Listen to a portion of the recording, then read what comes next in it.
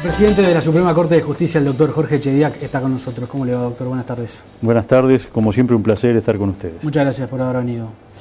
¿Qué lo preocupa más por estas horas? ¿La administración de justicia o la administración del Poder Judicial en cuanto a recursos? Ambas cosas. En este momento es notorio que el sistema no está funcionando como normalmente lo hace. Las medidas gremiales, en este caso uno solo de los gremios, que es los actuarios y secretarios judiciales, están poniendo mayores dificultades de funcionamiento que las que tenemos. Hemos pedido el relevamiento de las medidas puntuales en cada juzgado, porque si bien el gremio de actuarios dio determinadas pautas de qué era lo que no se iba a hacer, como somos uruguayos, sí, el cumplimiento efectivo de las mismas en cada una de las sedes no ha sido exactamente igual. Entonces pedimos un relevamiento a todos los jueces y ministros de tribunales de apelaciones del país a los efectos de saber en cada juzgado, en cada tribunal, qué es lo que los secretarios y actuarios puntualmente están haciendo a los efectos de proceder a los descuentos proporcionales al trabajo que no se hace, que, bueno, son de precepto y deben empezar a hacerse. Claro. Ahora, ¿deben los ministros de la Suprema Corte ocuparse de esos temas administrativos? O, bueno, digamos, es clave la independencia, obviamente, del Poder Judicial como poder del Estado, y la economía es parte de la independencia, lo que le garantiza independencia. Pero ¿no deberían estar centrados en el tema de la justicia y poder liberarse de esa tarea?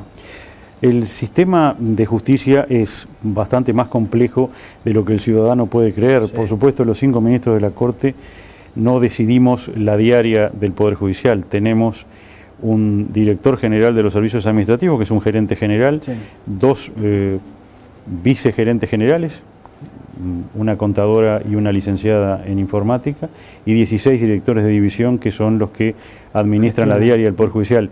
Es parecido a cómo funciona el Poder Ejecutivo, donde es obvio que ni el presidente de la República ni los ministros, que son quienes sí toman las decisiones finales, administran puntualmente los organismos. Nosotros tenemos, lo hemos dicho una y otra vez, 3 acuerdos por semana, un acuerdo los lunes con la Dirección General en pleno, que trata de todo lo que es la actividad administrativa del Poder Judicial, un acuerdo con el secretario letrado de la Corte los miércoles, que refiere a lo que son toda la actividad jurisdiccional, las sentencias de la Corte, y los mismos miércoles un acuerdo con una de las prosecretarías letradas, que refiere a todo lo que es la parte de licencias y expedientes administrativos relativos a los magistrados.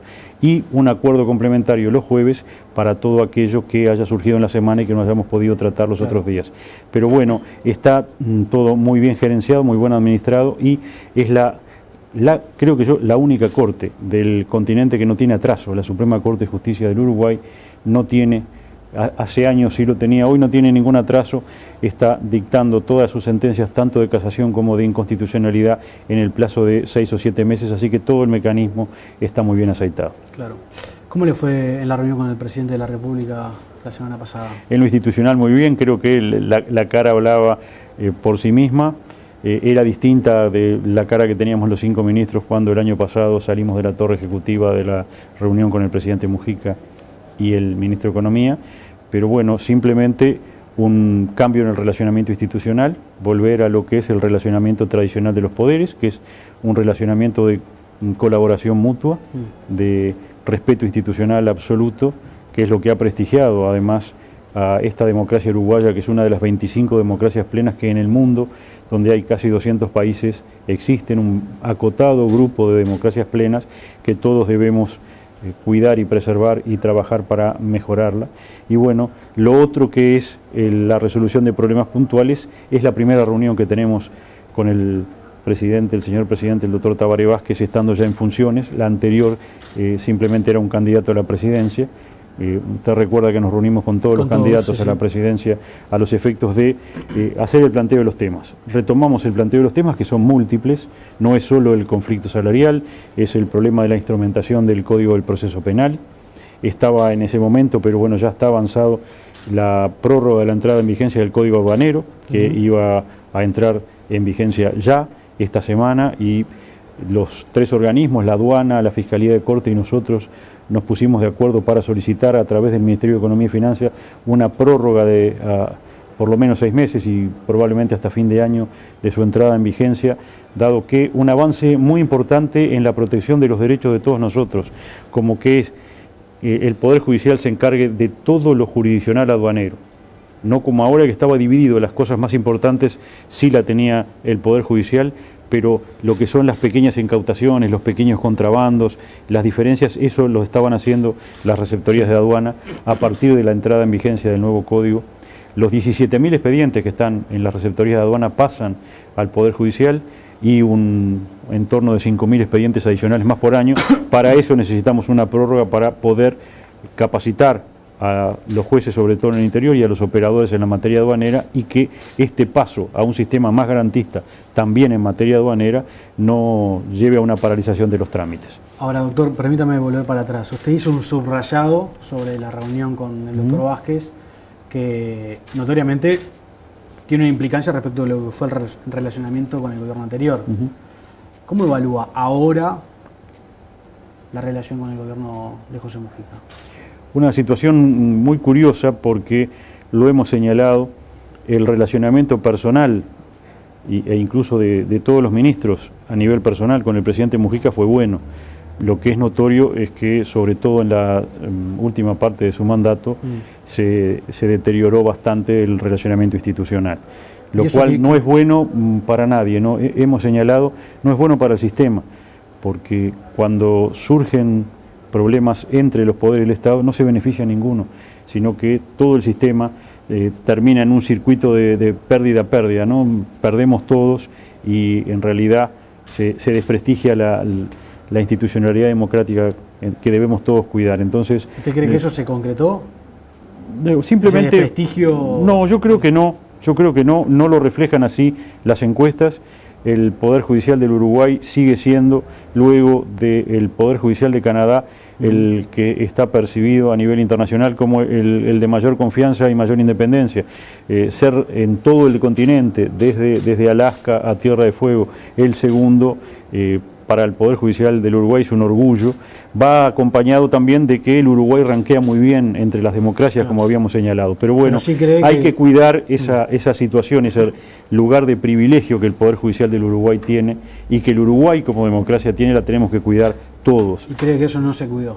Yo creo que no, y hemos señalado además, porque puede parecer obvio, pero cuando decimos tenemos que cuidar la institucionalidad, no quiere decir que cada uno cuide la propia, que parece como de perogrullo. Dice, bueno, los jueces cuidamos el Poder Judicial, los legisladores cuidan el Poder Legislativo y el presidente y los ministros cuidan el Poder Ejecutivo. No, todos, las 3 ramas del gobierno, tenemos que cuidar a todas las ramas del gobierno. ¿Qué no le gustó del gobierno pasado? Si tuviera que señalar un hecho o un episodio que diga esto, no debió suceder así, en la relación entre ambos poderes. Quizás el problema más complicado fue la metabolización de los efectos del control de constitucionalidad en los otros 2 poderes del Estado. El control de constitucionalidad, que existe en toda democracia, en el Uruguay viene del año 1934, no es de ahora, y nunca había generado el tipo de problemas al ejercitarse que tuvimos en los últimos 5 años. Es decir, los padres fundadores de los Estados Unidos diseñaron un sistema donde se divide el poder. El poder que estaba concentrado, como todos recordamos hasta de nuestros estudios de la escuela y del liceo, estaba concentrado en los reyes y en los emperadores. Cuando se hace la Revolución Norteamericana, en base a las ideas de Montesquieu, se decide, bueno, la única forma de proteger los derechos individuales de cada uno es que nadie tenga todo el poder. Digamos. Es un sistema basado en la desconfianza. Claro. Tenemos que tener distintos centros de poder que se controlen unos a otros. Claro. ¿Y quién rige por sobre los 3 poderes? La Constitución de la República. ¿Quién es el guardián de la Constitución de la República? Desde hace 230 años es el Poder Judicial. La última palabra sobre el marco constitucional la tiene el Poder Judicial. Ese es el control de constitucionalidad.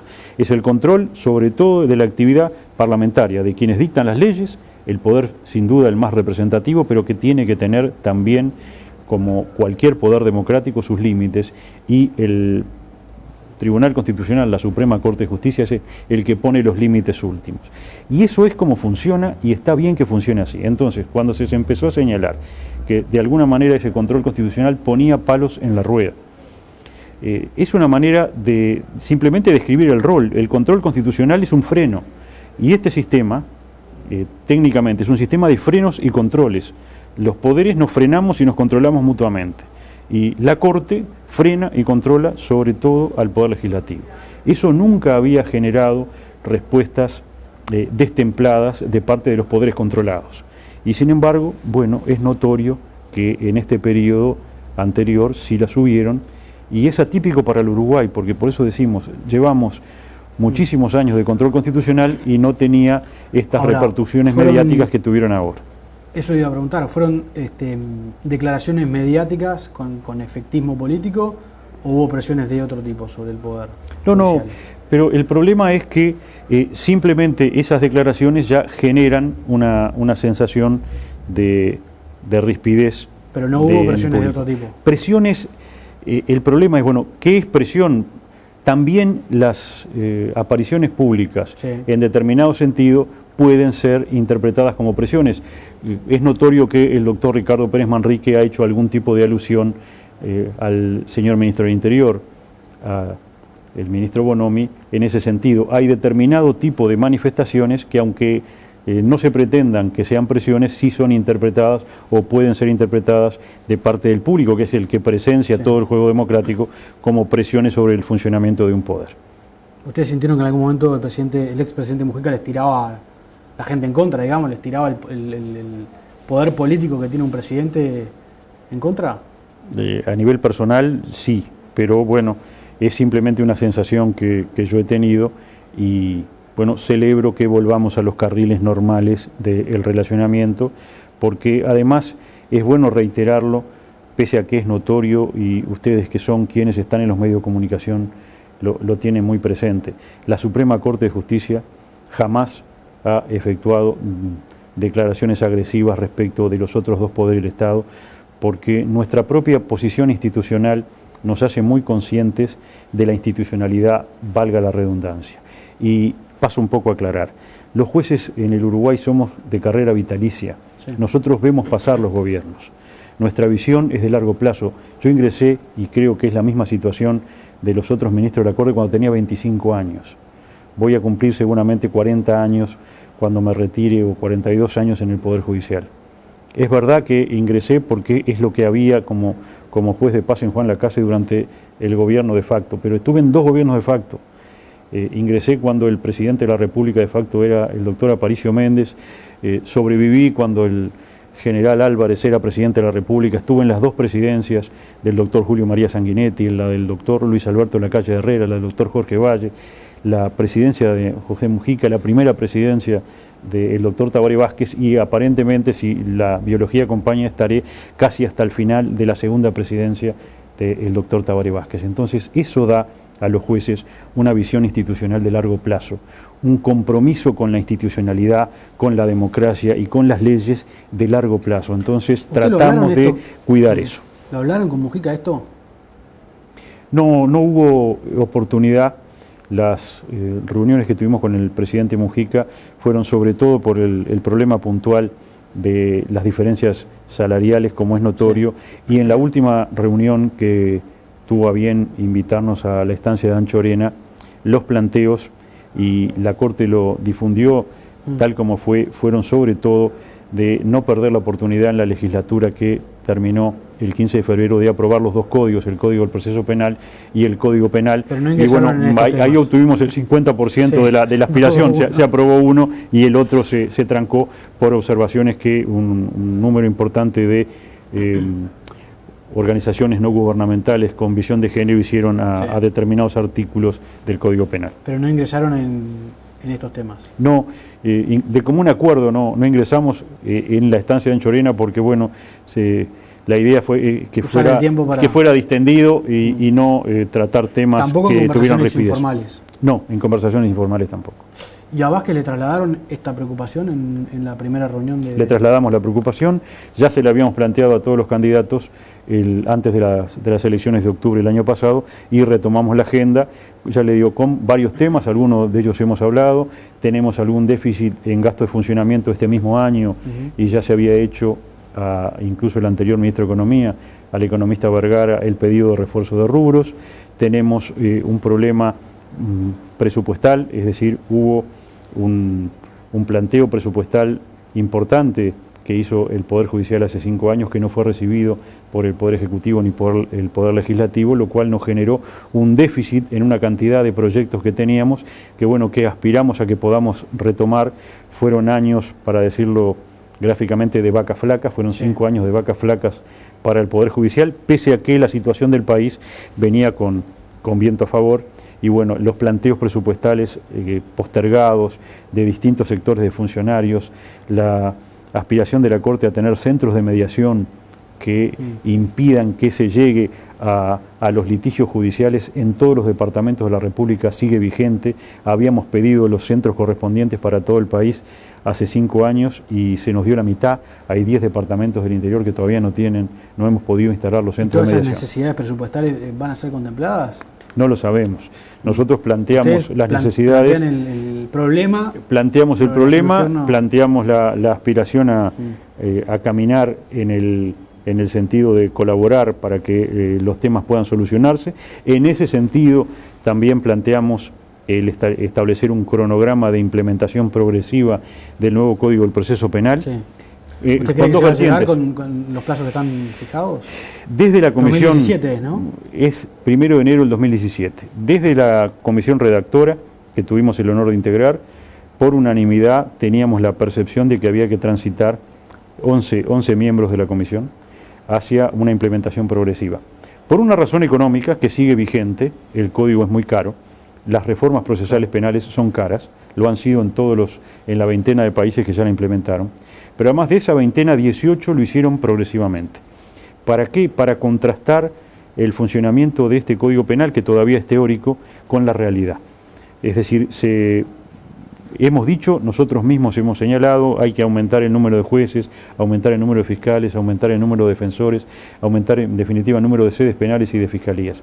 ¿En qué porcentaje? No lo sabemos.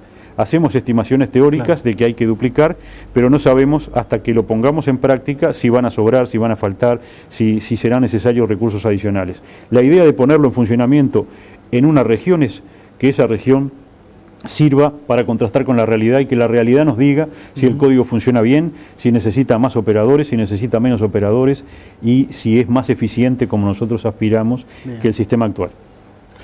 ¿Le preocupa la implementación del Guardián?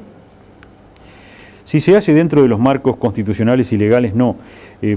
Se ha dicho que es de perogrullo, pero por supuesto que en la reunión que tuvimos con el Ministerio de Interior, que fue una reunión de presentación también, donde sobre todo los que tuvieron la voz cantante fueron nuestros técnicos de informática y los técnicos de informática del Ministerio de Interior. Lo que se presentó fue el programa de funcionamiento electrónico dentro de los marcos constitucionales. ¿Qué quiere decir? Nosotros todos tenemos un derecho constitucional a la intimidad y a la inviolabilidad de nuestras comunicaciones. Cualquier tipo de comunicaciones, pensado originalmente por los constituyentes, por carta, sí, por carta, por correo, por mail, por teléfono, por teléfono celular, por cualquier tipo de medio de comunicación que esté vigente hoy y que se puede inventar. ¿Cuál es la única forma de, dentro del marco constitucional, violar ese secreto de correspondencia, de interceptar las comunicaciones? Es que haya una orden de un juez penal fundada, es decir, que el juez funde esa orden en la necesidad de averiguar o de conseguir pruebas respecto de algún delito que haya sospecha que determinado ciudadano está cometiendo. No se puede hacer espionaje al barrer, que eso es muy importante señalar. Y después llevarle las pruebas. No es decir, bueno, pongamos la palabra, bueno, Omar, como está en mi nombre, o Obama, o bomba, o no. Ese tipo de espionaje electrónico al barrer no está permitido ni por nuestra Constitución ni por se puede hacer. No está permitido. Lo que se estableció fue un protocolo en el cual un investigador policial con su firma electrónica entiende que determinado teléfono o determinados teléfonos o determinados correos electrónicos o determinados móviles, determinados celulares deben ser interceptados, que de ello se dé vista al fiscal, que el fiscal de turno o encargado de la investigación también con su firma electrónica avale que hay necesidad de interceptar todos esos teléfonos o algunos y decir, no, esto no es es demasiado, tenemos que interceptar la mitad o uno solo de ellos y que luego un juez con su firma electrónica, haciéndose responsable final de la interceptación, decida que tal teléfono por tal periodo debe ser interceptado. Y si se diera la situación que es normal en este tipo de investigaciones, en donde se recibe una llamada de otro teléfono o de otro celular al celular o al teléfono intervenido y se ve que sería interesante o sería importante a los efectos de la investigación hacer también una escucha de ese teléfono de un tercero, hay que volver a repetir todo el proceso, como si fuera el primero. No se puede ampliar esa medida original a seguir interceptando teléfonos de los cuales se reciben llamadas. ¿Usted cree que eso está garantizado? Se nos dice, el sistema tiene ese diseño, requiere la firma de 3 operadores, requiere la firma electrónica de un policía, de un fiscal y de un juez. Y además se nos dice que todo eso, todo ese proceso electrónico queda grabado. Bueno, por supuesto, luego hay que bajar las pruebas a un determinado soporte material y a llegar a esa experiencia. ¿Pero los técnicos de la Suprema Corte avalan esa...? Es lo que nos dicen nuestros técnicos, que ese es el funcionamiento. Los técnicos de la Suprema Corte, no los técnicos nuestros dicen, bueno, esto funciona así, sí, esto funciona así, de esta forma. ¿Es posible o no hacerlo de otra forma? Bueno, de otra forma es delito. Vamos a decir claramente que hacerlo sin una orden judicial se está cometiendo un delito. Eso me interesaba llegar. Y el operador... ¿Habría que aumentar las penas para ese tipo de delitos? Bueno, no lo sé.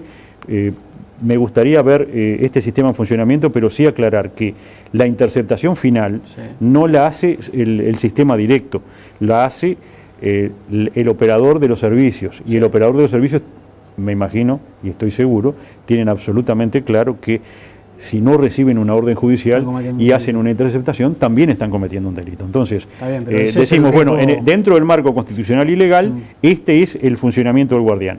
¿Cuál es la garantía que se tiene? La garantía es que el sistema es auditable. ¿Y por qué parece ser este sistema más garantista que lo que tenemos hoy? Porque hoy, y un poco también a la uruguaya y por lo que ha sido nuestro desarrollo tecnológico, hay 22 unidades en el país, porque tenemos 19 departamentos, que pueden hacer por su parte interceptaciones telefónicas. Entonces, ahora lo que va a haber es un solo sistema centralizado y auditable que se encargue de ese trabajo. ¿Cuáles? ¿Y esas 22 se van a eliminar? Esas 22 se van a eliminar. Ese es lo que nos ha señalado el Ministerio de Interior. ¿Cuál es la razonable preocupación que desde los ciudadanos, y yo lo veo que hasta en las redes sociales existe? Que se multiplica la capacidad. Claro. Es decir, esta intromisión posible del Estado en lo que es la capacidad para interceptar se multiplica por varias veces. Es decir, hoy si se pueden interceptar 100, se van a poder interceptar 800, pero se van a poder interceptar. Nos dice el Ministerio de Interior que en la práctica no se superan las 100 interceptaciones simultáneas. Pero bueno, el hecho es, nada está de más, hay que tener en este sistema, estos sistemas invasivos, controles, hay que tener claro que al igual que se hace en los juzgados del crimen organizado, estas herramientas invasivas en los derechos constitucionales de cada uno deben ser usadas para los delitos graves. No se puede, un robo de automóviles no puede justificar interceptaciones telefónicas. Son para delitos como lavado de dinero, narcotráfico o delitos graves, homicidios que hay que investigar. No para cualquier delito porque se afectan derechos constitucionales importantes. Ahora, ¿no deberían también aumentarse las penas para los funcionarios que utilicen mal el sistema? Las penas están... Uruguay tiene un nivel en general, yo no recuerdo exactamente en el caso concreto cuáles son las penas, pero el nivel de penas del promedio de delitos del Uruguay es adecuado. Tanto es así que con el nuevo código que va a entrar en funcionamiento, esperemos que en esta legislatura, cuando el Parlamento así lo decida, las penas tradicionales prácticamente no se cambian porque el nivel punitivo es adecuado. Y el rango es muy amplio, la diferencia entre la pena mínima y la pena máxima de los delitos permite una aplicación muy importante. Sí, yo no me refería a los delitos en general, sino a los funcionarios que van a utilizar este sistema y que lo puedan utilizar sin autorización del juez. Usted me decía, eso es un delito. ¿No tendría que ser un delito más grave debido a la... Puede ser, habría que ver si ese es un camino a recorrer. A mí me gusta a la Corte, le da... tranquilidad, la auditabilidad, la posibilidad de que un tercero, seguramente siempre por orden judicial, pueda auditar cuando seguramente algún ciudadano pueda entender que se interceptó claro, inadecuadamente o sin fundamento un teléfono, y bueno, poder decir, bueno, a ver cómo funcionó esto, dónde están las grabaciones de las interceptaciones que se hicieron en tal periodo de tiempo, y a ver si efectivamente están las intervenciones preceptivas de los fiscales y las órdenes de los jueces. ¿Cuándo va a estar en funcionamiento y los jueces van a estar preparados para este nuevo sistema? El Ministerio del Interior tenía la aspiración de que entrara en funcionamiento en el mes de mayo. Y nosotros sí tenemos previsto un sistema de capacitación que también nos señalan que es bastante corto, son unas horas de capacitación, porque en realidad es para poder utilizar el sistema electrónico y el token con la firma a los efectos de hacer informáticamente lo que hoy se hace en soporte papel. ¿Y eso hay que hacerlo desde una sede judicial o se puede hacer en un domicilio? Yo, en principio me imagino que desde la sede judicial, salvo que esté conectada en línea la computadora personal del magistrado. Pero lo importante es que tenemos una comisión trabajando desde el Poder Judicial que tiene su contrapartida en el Ministerio del Interior para la implementación del guardián. Eso está enmarcado en un convenio marco que abarca varias materias, que son en realidad un convenio marco y 4 convenios operativos, en donde está, por ejemplo, también el sistema de relevamiento de las huellas dactilares y la identificación de los menores, de los adolescentes que hayan podido cometer infracciones graves a la ley penal. Entonces, ese convenio marco está para la firma, pero aún no lo hemos firmado. Entonces, la aspiración de la Suprema Corte de Justicia es que ese convenio marco se ponga efectivamente en funcionamiento, lo firmemos ambas partes, antes de que incluye además el protocolo de funcionamiento del guardián, esté firmado antes de que efectivamente el sistema se ponga en operación, y que nuestras comisiones, nuestras sendas comisiones, puedan ajustar los detalles finales a los efectos de brindar garantías a todas las partes y a la ciudadanía de cómo va a funcionar el sistema. Entonces, si bien la fecha a la que aspira el Ministerio del Interior ponerlo en funcionamiento es el mes de mayo, la Suprema Corte quiere tener los protocolos firmados y las comisiones funcionando a plena, las comisiones de ambos organismos funcionando a plena, a los efectos de tener todas las mayores garantías de funcionamiento del sistema. Doctor, una fácil para terminar. La Suprema Corte tiene que tomar decisión sobre el procesamiento de Caloia y sobre la ley de medios, que fue impugnada. Es verdad. ¿Ya están en análisis ambos casos? Están presentados, yo todavía no he tenido estudio. Usted sabe que, bueno, primero se pasa se hacen los traslados, se pasa al fiscal de corte, sí, y luego se sortea el orden de estudio de los ministros, que estudiamos un mes cada uno. Yo no he tenido todavía estudio ni el procesamiento del expresidente del Banco Repúblico, ni la ley de medios. Creo que la ley de medios no la ha tenido todavía, la primera inconstitucionalidad contra la ley de medios no la ha tenido ninguno de los ministros a estudio. Me parece que todavía debe estar en Fiscalía de Corte, y bueno, y las subsiguientes recién están presentadas, pero mantenemos la aspiración a que sean resueltos en el promedio ese de 6 o 7 meses que yo les señalaba. En el caso de la ley de medios era una aspiración del gobierno. El gobierno dijo que iba a dar un plazo. El gobierno señaló, nos habló de que iba a esperar en el entorno de 180 días para la reglamentación de la ley, bueno, que más o menos coincide con lo que estamos diciendo desde hace 4 años, que son los plazos, y estamos cumpliendo de resolución. ¿Están de acuerdo ustedes con esa metodología? ¿De que el Poder Ejecutivo espere a que se exprese la Suprema Corte antes de reglamentar la ley? Hemos dicho, para evitar determinados traspiés que hemos tenido con el control de constitucionalidad, lo bueno es actuar preventivamente. Claro.